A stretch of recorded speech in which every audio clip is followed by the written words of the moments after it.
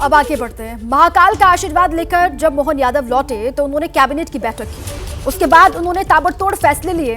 उन्होंने तुरंत योगी मॉडल पर फोकस किया। लाउड स्पीकर उतारने से लेकर बुलडोजर चलाने तक का आदेश दिया। इसी पर दिखाते हैं आपको खास रिपोर्ट।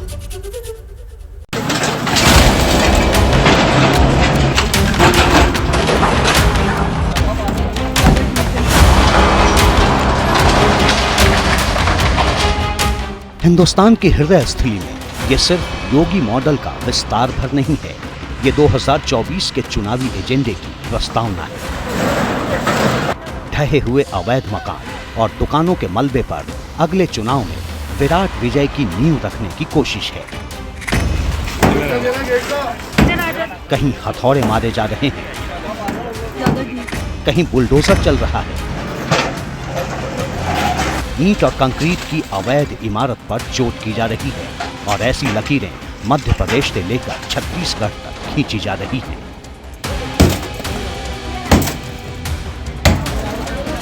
जिस लोकसभा चुनाव के लिए नई नैरेटिव सेट करने की कोशिश की जा रही है, उसी आईने में जरा इन तस्वीरों को देखिए जो भोपाल से आई है।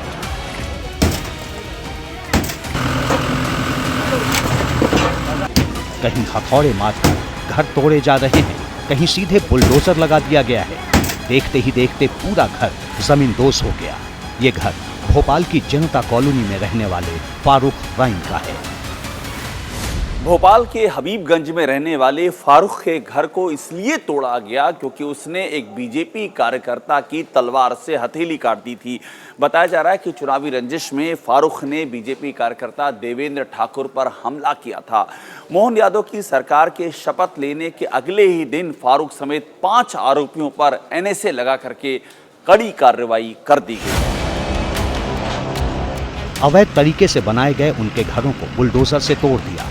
देखते ही देखते फारूक का घर जमींदोज हो गया। फारूक के अलावा उसके 2 साथी असलम और सलीम के घर भी ढहा दिए गए।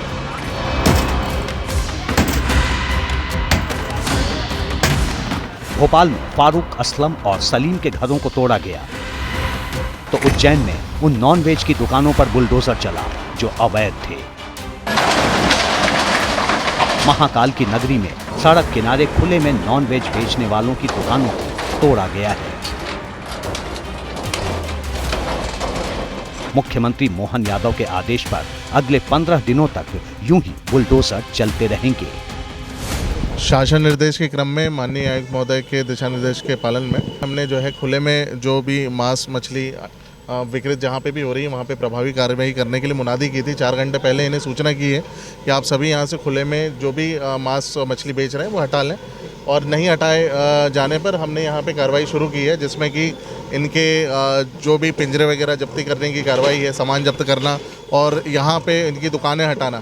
सरकार का जो निर्णय है बहुत ही ऐतिहासिक निर्णय है।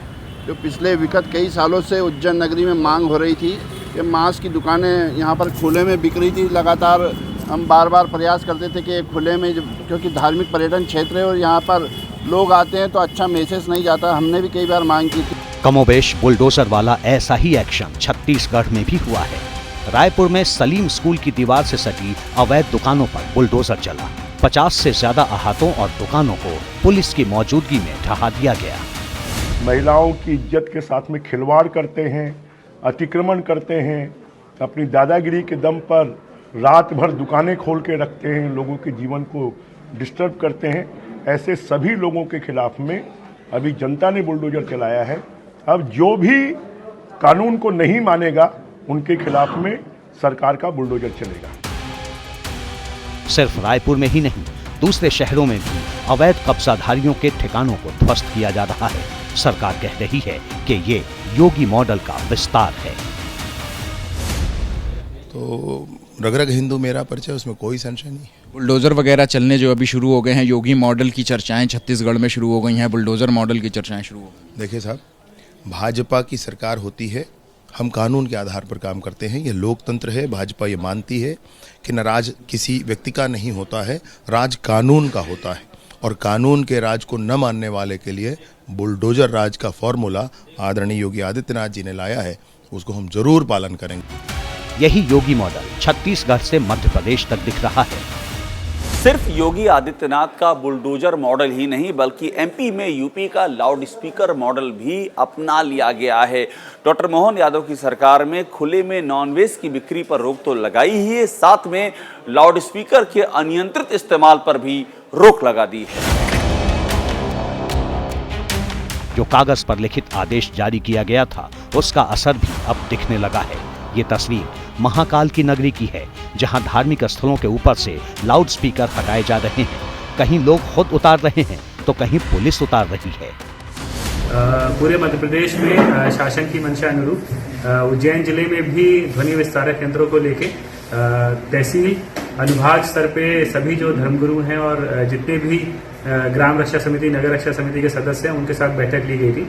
उस बैठक में जो शासन के निर्देश थे, खासकर कितनी जो मानक तय किए गए हैं, कितनी ध्वनि की जा सकती है, कौन से लाउड व्हीलर्स, कौन से बॉक्सेस इस्तेमाल किए जा सकते हैं, तो वो उनको बड़ा स्पष्ट तौर पर बताए गए हैं। जाहिर है इसके जरिए बड़े संकेत देने की कोशिश हो रही है। हालांकि लाउड स्पीकर मंदिर और मस्जिद दोनों से उतारे जा रहे हैं, लेकिन मंदिर और मस्जिद को लेकर उत्तर प्रदेश से जो खबर आई उसने 2024 में हिंदुत्व के एजेंडे को और बड़ा कर दिया।